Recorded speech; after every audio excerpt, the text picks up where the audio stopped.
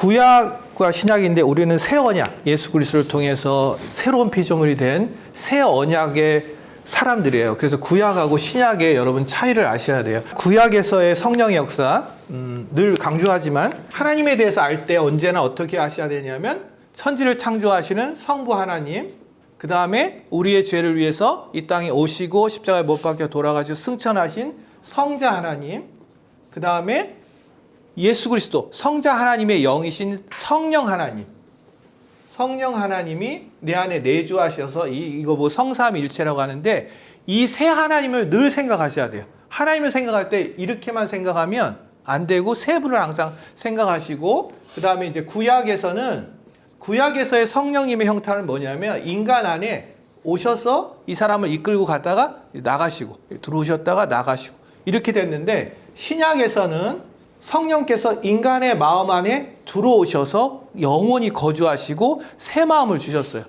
그래서 성령께서 여러분 마음에 계시는 거예요. 그래서 여러분이 기도하시면 성령 하나님과 교제하시면 여기서부터 음성이 이렇게 들리는 거예요. 이렇게 교제가. 이해되시죠? 마음간에 거하시니까.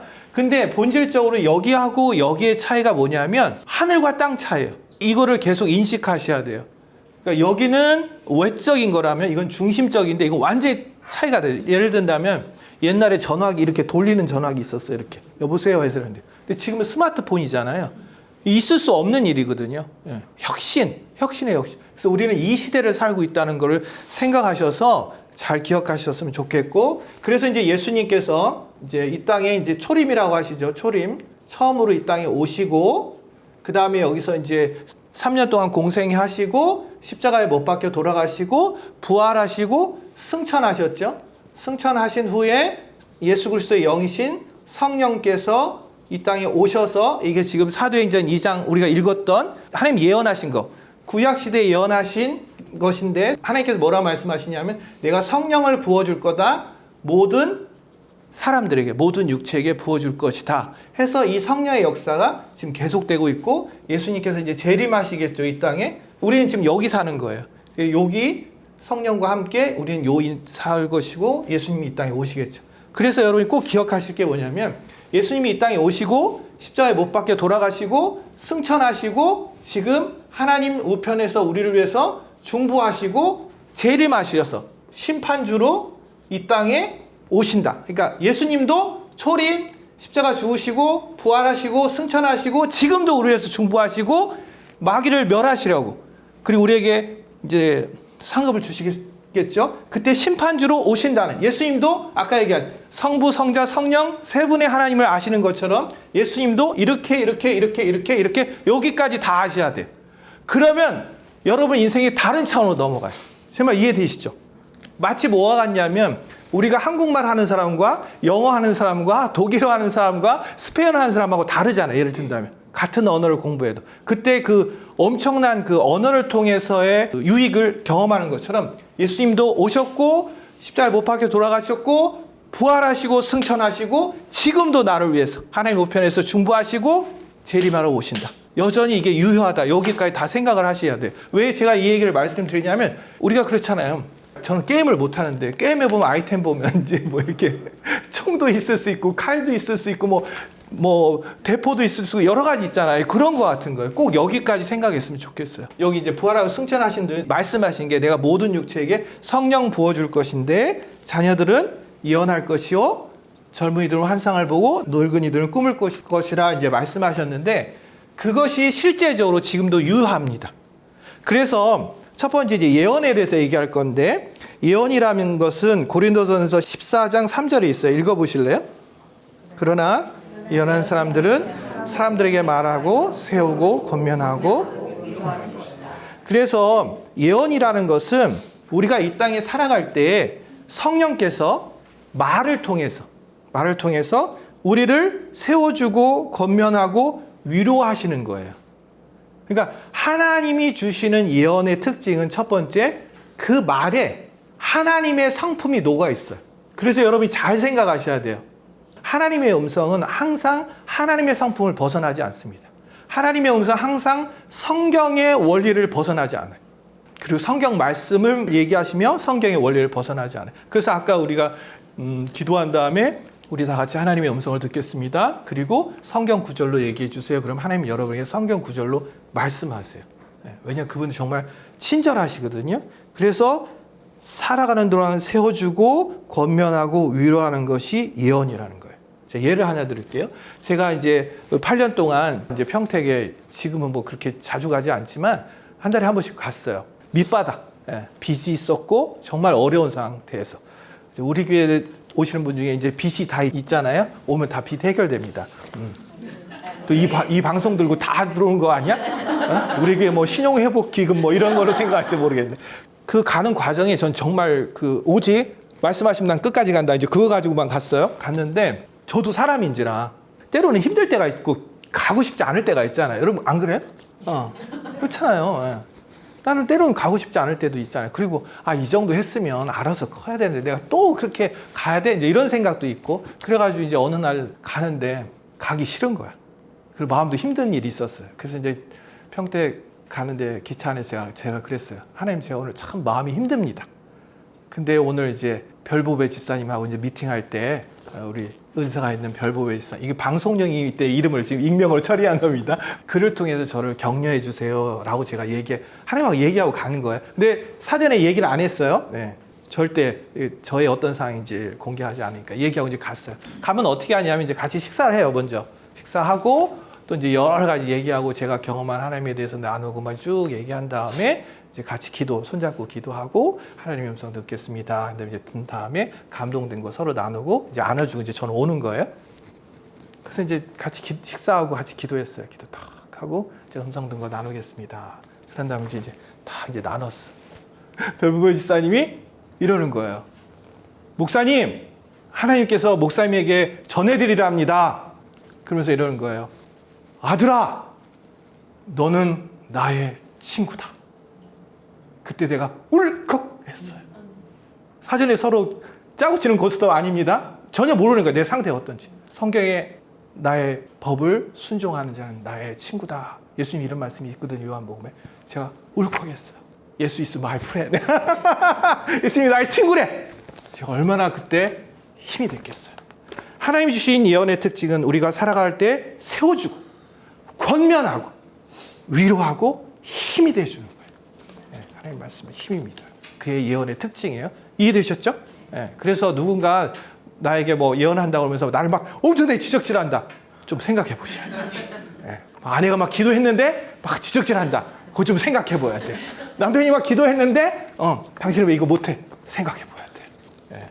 제가 아니라고 얘기 안 했어요. 생각해 보시라고 그랬어요. 자, 두 번째.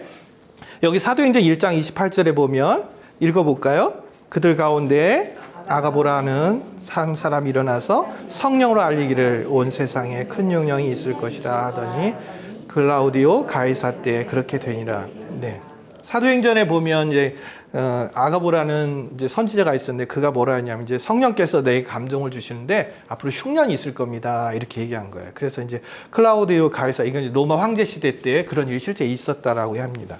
그러니까 예언이라는 건 아까 얘기한 것처럼 우리를 세워주고 격려하고 위로하고 힘이 되어주는 말씀이기도 하지만 또 하나 뭐냐면 앞날의 방향, 지시, 일 계획 등을 말할 수 있다라는 겁니다.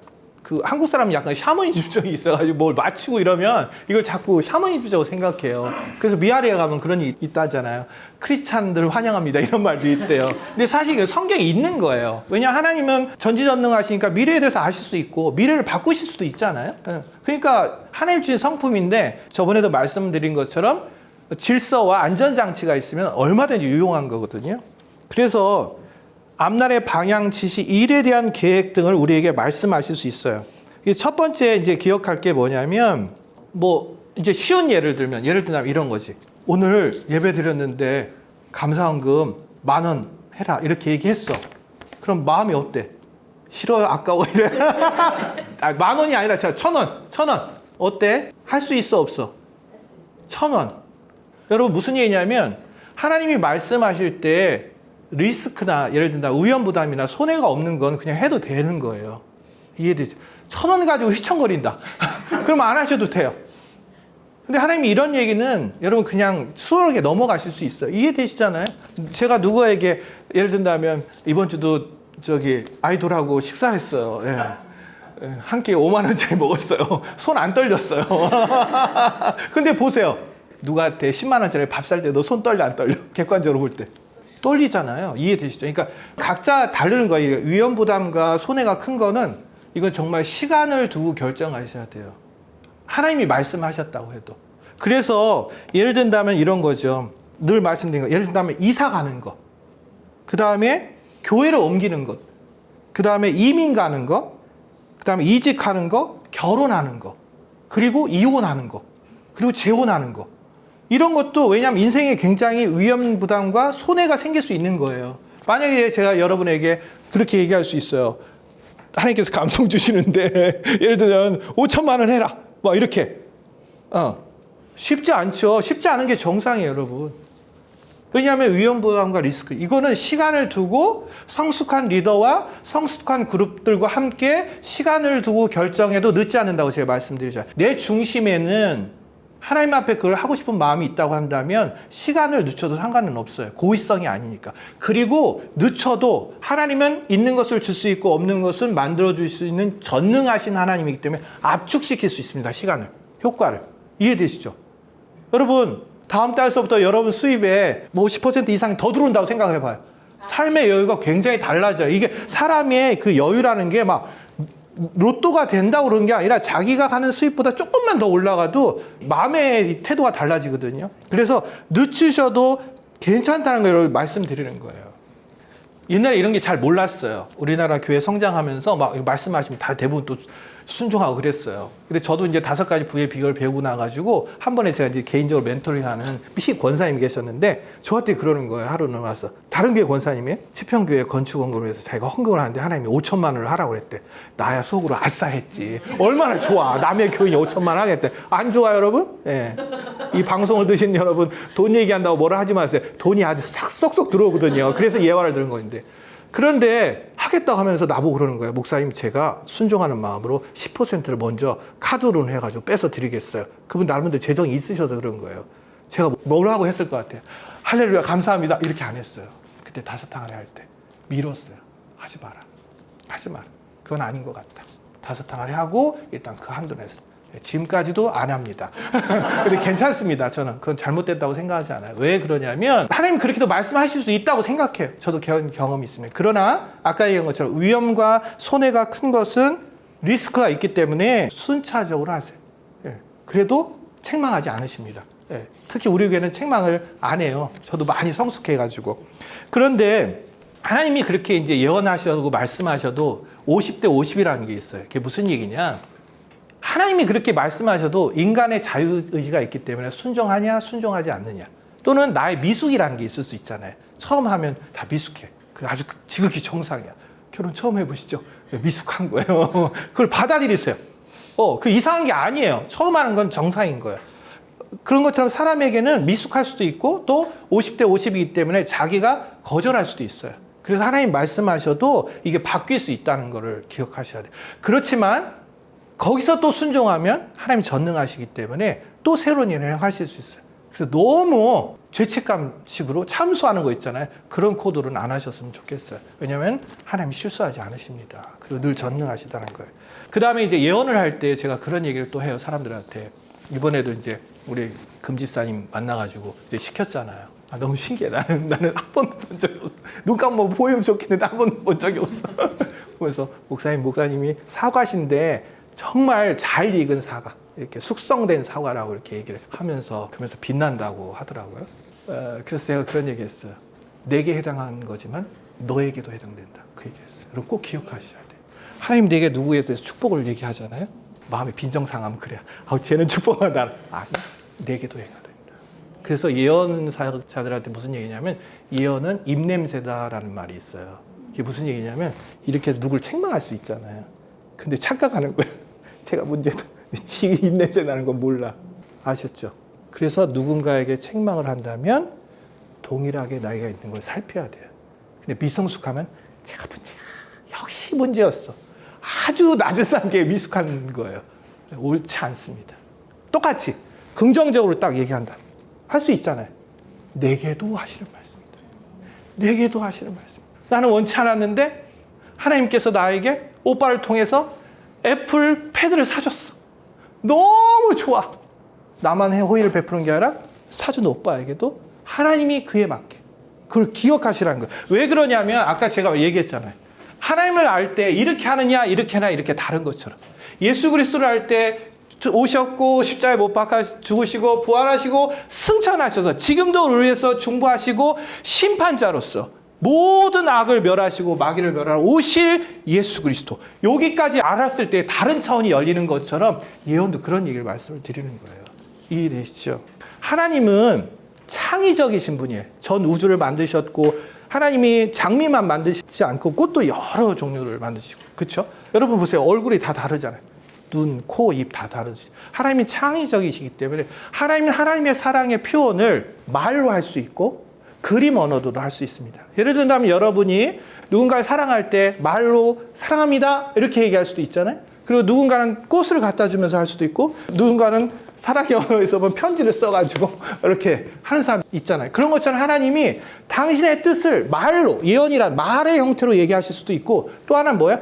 환상, 꿈 이런 거 뭐냐면 그림 언어인 거예요.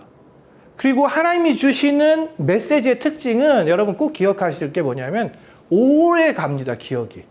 개 꿈은 일주일 이상 기억이 안 나요. 하나님이 주신 꿈은 오래 갑니다. 그래서 성령 충만한 하나님의 사람들은 잘 때 머리맡에 뭐냐면 노트하고 필기도구를 놓고 잡니다. 왜냐하면 꿈으로도 말씀하시고 환상으로 말씀하시기 때문에. 그래서 잘 기록하시고 그것을 가지고 늘 묵상하세요. 마치 이정표와 같은 거예요. 그래서 저희 교회 시작할 때 하나님께서 뭐라 하냐면 많은 것을 얘기해 줄 테니까 잘 기록하고 잘 상의하라고 그랬어요. 근데 그때는 막 미숙하니까 맞냐 안 맞냐, 네가 용하냐 하나 이런 수준인 거야. 이걸 가지고 무슨 뜻으로 하셨을까? 어떤 의도일까? 그럼 여기서 더 많은 풍성함이 있고, 그렇죠? 그게 지체됨이에요. 그렇죠? 무슨 얘기냐면 우리가 그런 말이 있잖아요. 어떤 일을 할 때 혼자 하는 것보다 여럿이 할 때 좋잖아요. 그렇죠? 함께 할 때 좋잖아요. 그래서 이렇게 공동체적으로 예배를 드려야 되는 거예요. 혼자 하는 것보다 여럿이 하는 거죠. 그래서 그걸 상의하라고 그랬어요. 근데 참 그런 걸 잘 못했는데 지금은 그런 때가 된 것 같습니다. 그래서 이제 그 굵은 글씨를 보면 하나님은 항상 좋은 것만 주십니다. 여러분, God is good, devil is bad. 하나님은 선하시고 마귀는 악합니다. 이게 색깔이 분명합니다. 예. 마귀와 사탄은 항상 죽이고 멸망시키고 악한 것만 주는 겁니다. 도적이 오는 것은 죽이고 멸망시키는 것이요, 도적이라고 하는 것은 마귀, 거짓 선지자를 얘기하는 거예요. 인자, 예수님은 양으로 하여금 우리로 하여금 생명을, 영원한 생명을 주시고 풍성한 생명. 그러니까 하나님 항상 우리에게 좋은 걸 주시는 거예요. 양의 목자이신 예수님이 우리를 인도하시듯이 성령님도 양인 우리를 인도하십니다. 여러분 인생을 갈 때 내비게이션 있으면 좋아요, 안 좋아요? 좋잖아요. 성령께서 내주하셔서 내비게이션 있는 거예요. 그래서 믿음의 반석 쓰신 최순애 사모님이 그 케네스 에긴 목사님 통해서도 말씀하셨지만 영적 직감을 사용하라는 말이 있어요. 여러분 이거 꼭 사용하세요. 무슨 얘기냐면 이런 거예요. 우리에게 오감 있잖아요. 예를 들면 여기 에어컨이 이제 세면 아우 추워 줄여야겠다 이런 것처럼 영적 감각이라는 게 있어요. 그러니까 성령이 내주하시기 때문에 어떤 일을 볼 때 직감적으로 아 저건 해야 되겠다, 이건 안 해야겠다 이런 게 있는 거야. 근데 저는 옛날에 그런 걸 잘 생각하고 그냥 내 생각을 했는데 지금은 직감을 사용하려고 그래요. 이거는 내 안에 성령께서 계시기 때문에. 그래서 어제 만나는 그 A 대표님 같은 경우도 딱 들어보니까 쭉 보니까 보통 이제 우리가 제가 미팅을 시작하면 이제 보통 뭐 일주일에 한 번 이제 하든지 그 규칙이 있어요. 일주일에 한 번, 일주일에 두 번, 뭐 한 달에 한 번을 하는데 딱 들어보니까 3주에 한 번은 꼭 만나야겠다는 생각이 딱 드는 거예요. 그래서 제가 3주에 만나시죠 이렇게 했어요. 그게 직감인 거예요. 성령께서 나에게 이거 주시는 거예요. 내비게이션 있으면 좋잖아요.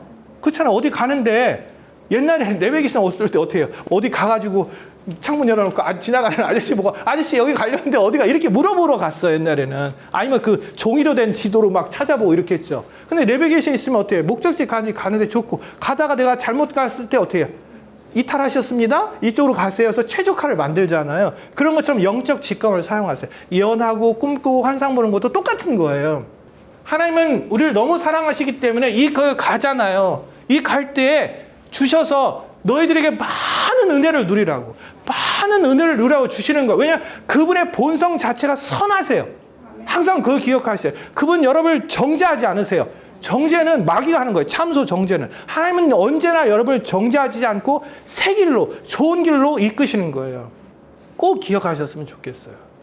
이 은혜가 여러분에게 항상 있기를 바라고, 그리고 유튜브를 통해서 이걸 시청하신 여러분에게도 동일한 은혜가 있을 겁니다. 그리고 함께 하고 싶으면 저희 교회 오세요. 축복합니다.